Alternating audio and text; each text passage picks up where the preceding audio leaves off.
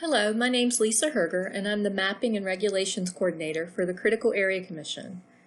You're likely viewing this video because you've received a letter from our chairman, Charles Deegan, indicating that your property is proposed to be in the critical area. The purpose of this video is to supplement the information in the chairman's letter and also to provide a platform for public outreach in lieu of an in-person meeting.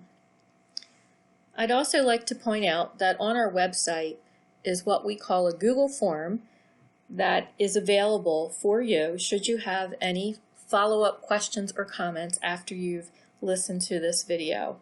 This would be the most efficient way for us to communicate with you since our office is currently not fully staffed.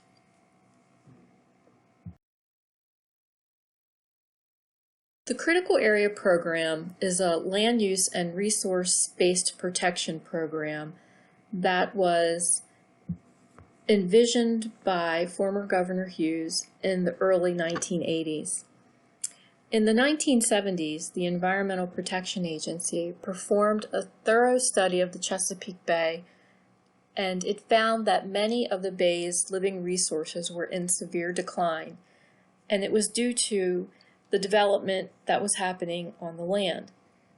So the Critical Area Program that was passed in 1984 by the General Assembly involves regulatory requirements for development activities within the critical area. And this program is administered through local planning and zoning ordinances. The critical area is not throughout the entire state of Maryland. As you can see on your screen, the counties that are colored in green are not in the critical area because they do not touch tidally influenced waters. The counties that are in blue, the ones that adjoin or abut the Chesapeake Bay and its tidal tributaries, have critical area, including, as you'll notice on the lower eastern shore, the coastal bays that are near Ocean City and Assateague Island. The critical area is measured 1,000 feet from the edge of tidal waters and tidal wetlands, and that is indicated by the yellow shading that you see on this map. And it is approximately 11% of the entire state, or 680,000 acres. The reason we're updating now is because the maps that were used as the base maps to draw the 1,000-foot boundary from the edge of tidal waters or tidal wetlands weren't entirely clear. And an example of one of those maps is on your screen. These are what we call the 1972 state tidal wetlands maps. And the aerial imagery for these maps was actually flown in the 1960s. So we're dealing with old data, and we're also dealing with maps that aren't entirely clear. There was also a lot of hand-drawn lines on the maps for the 1,000-foot boundary when the critical area maps were first being made. So we know that there's a lot of inherent inaccuracies. In addition, we know that since this time, there's been extensive changes to the edge of the shoreline and the wetlands in many areas. So we need to update them based on the new edge of shoreline. We also need to make sure that the critical area information is available to everyone throughout the internet. And there are several platforms, and you can see examples of them on your screen, that provide this type of information to the general public. So we're updating all the critical area maps, and we're going to have these on all these web-based platforms available for people to access at any time. We also want to make sure that the 1,000-foot line is uniform and consistent from county to county as we go around the bay and its tributaries. Finally, the General Assembly in 2008 adopted House Bill 1253, and in addition to other changes to the critical area law, the General Assembly stated in this bill that the maps needed to be updated. So we're doing that cooperatively with all of the local governments involved, and we're also doing that in conjunction with several of our state agency partners, including the Department of Natural Resources and the Maryland Department of the Environment. So what does this mean for my property?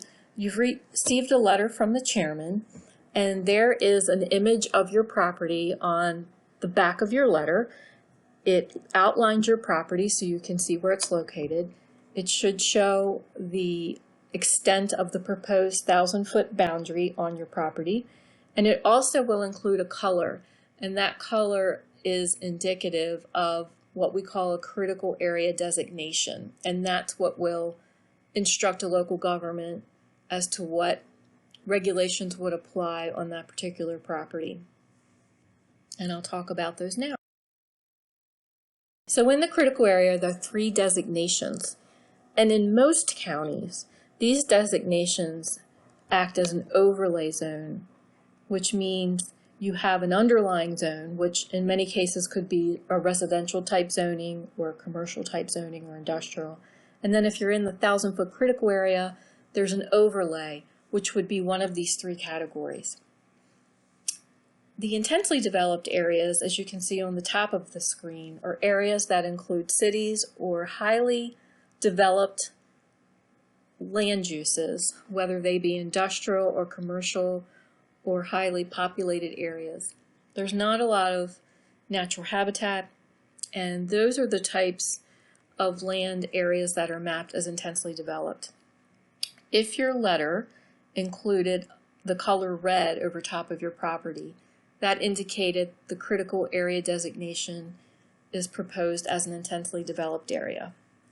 And if you would apply for a permit in the future to newly develop or redevelop your property or perhaps subdivide it in some way, the requirement for the critical area would be some type of stormwater management. The second critical area designation is what we call limited development areas, and that's the second image on your screen. And these are more suburban type areas.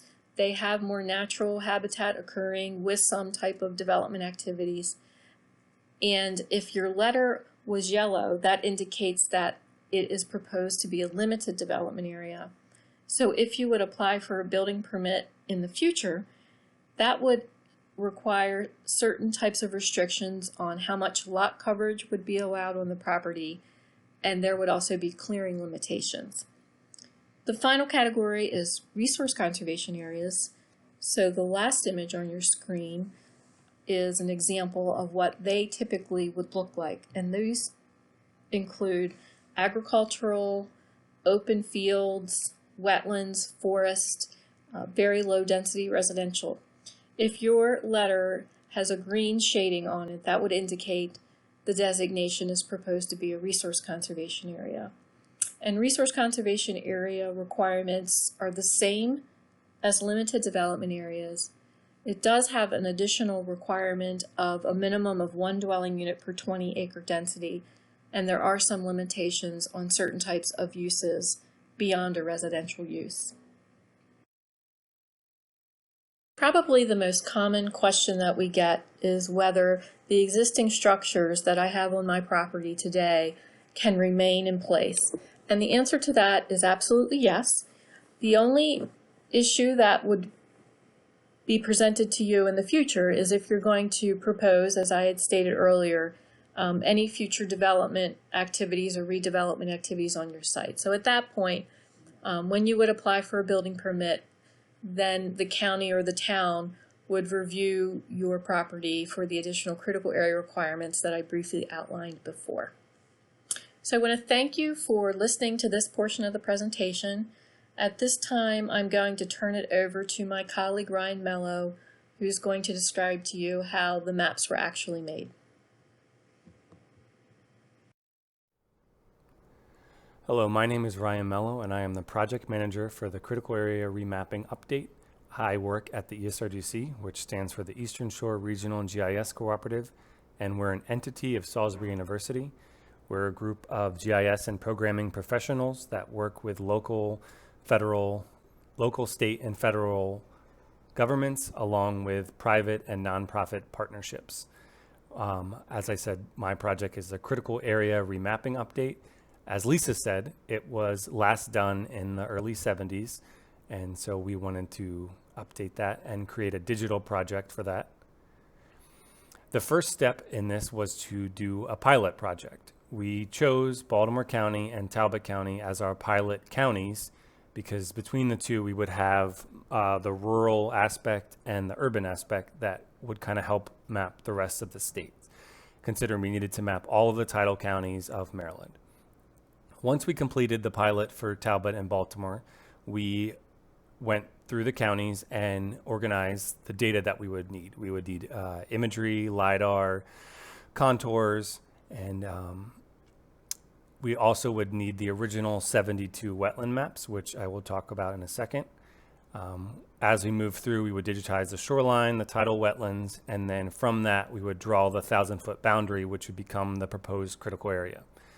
We also were tasked with creating a web application for the public to view, which we will also talk about later. And then throughout the process, managing the project and helping with site visits.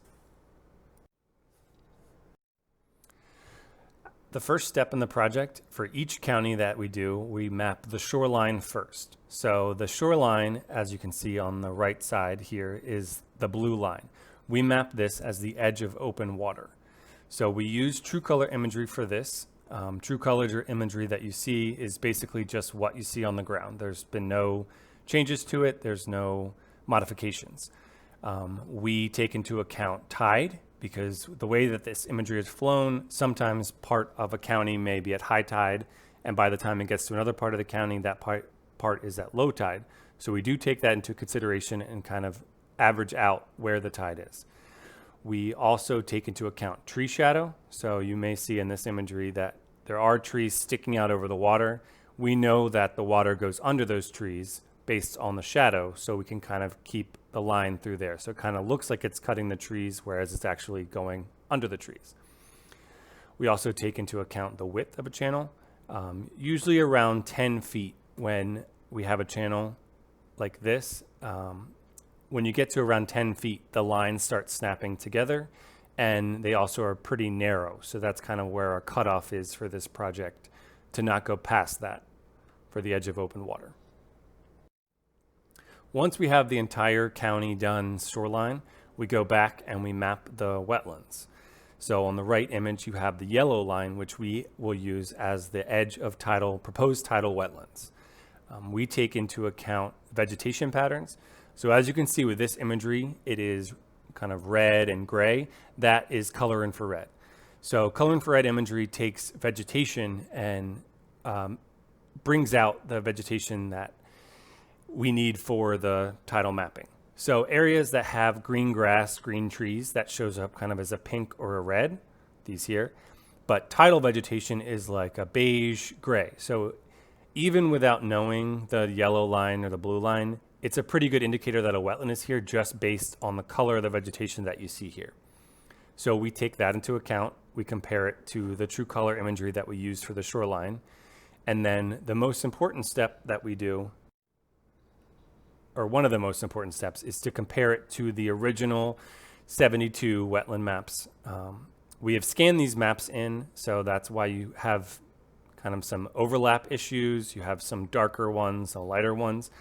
The main takeaway that we want to take away is that this area that we have proposed as a wetland, the area within the yellow, was originally a wetland on the 72 wetland maps. So that's a good indicator that the wetland has stayed where it was. It may have shifted some areas based on the 72 maps, but for the most part, the wetland was there before and it continues to be there now. LiDAR is also a very important tool. What LiDAR does is shows us elevation. So areas of sea level, open sea level is dark blue, and then non-tidal high elevations are red. So these areas that are light blue, light yellow, those areas are adjacent to the dark blue. So that's a good indicator that this area is tidal. Because it's low, it's usually a foot or two, and we use that as support for these wetlands. So this wetland we have mapped and proposed as a tidal wetland because the LiDAR supports it, the color infrared supports it. It also was a wetland on the 72 maps, and through all those processes, we determined that this is the tidal wetland. As we move through, we flag every wetland that we propose. We leave a review point for every single wetland that we map. We also leave wetlands for anomalies, any areas where a large change has occurred, areas where the shoreline used to be here and now it's here, and we want to know why. We leave a review point. So initially here at the ESRDC, we leave a round of review points, and then we meet with Critical Area Commission, and then we compile more review points. And then once we have those, we give them to the county or the jurisdiction that's reviewing the maps.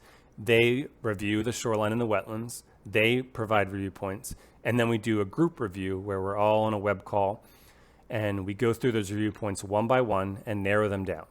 Once we have them narrowed down, we can move towards the next step.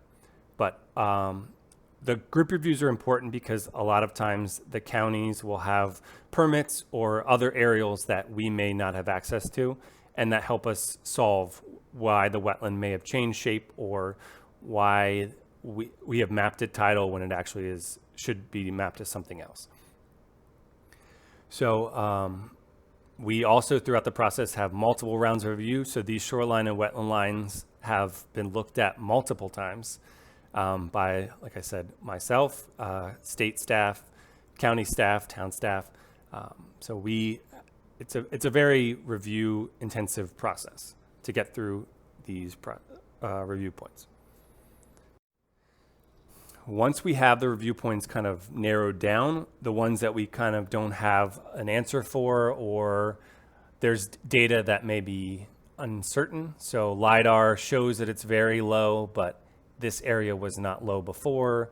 We want to go check that. If there's a giant gain or loss, either man-made or otherwise, we want to go confirm that before we modify the proposed critical area boundary. We require permission to go out to these sites. So we will send out letters to affected property owners granting access, and then we go out, confirm the tidal limit, and then update the maps accordingly.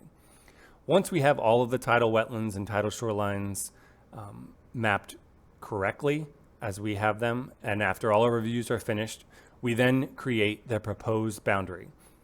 The proposed boundary is compared to the current area, current critical area, and we create this change map. So any of the areas that you see that are red, that's where critical area was before, and now we've lost it. Any of these green areas, that's where the critical area has increased. And then these tan beige areas are anywhere that the critical area stayed the same. This kind of change analysis is important because any of these areas with a gain will not only need to have a designation added to it because it is new critical area based on our updates. We also are going to notify all of these properties. So many of you have received a letter, and we'll talk a little bit more in depth about that in a second, but all of these green area properties are now being brought into the critical area or now have increased critical area on their property. So once we've gone through and reviewed all of the proposed areas and created designations for any of the new areas, we have our kind of quote unquote final proposed critical area map. This is showing you the RCA, the LDA for the area. We take this map. So once we finish the proposed critical area, we have a quote unquote final map. That's when we need to begin the public notification process. So any property that was in the green areas before that has a gain on their property, we notify them of this new critical area. So many of them already had critical area on their property, and now they're just being notified of the gain. The reason that we notify 1% or more gains is because we're taking a paper map that has been scanned into a computer and comparing it to a digital line. So there's already some innate inaccuracies with that, but by taking out 1% or more, that helps erase those inaccuracies. So any property with a 1% or more gain will get a notification letter that includes a map of their property showing the current and proposed boundary. It also gives contact info of who they can reach out to get questions answered.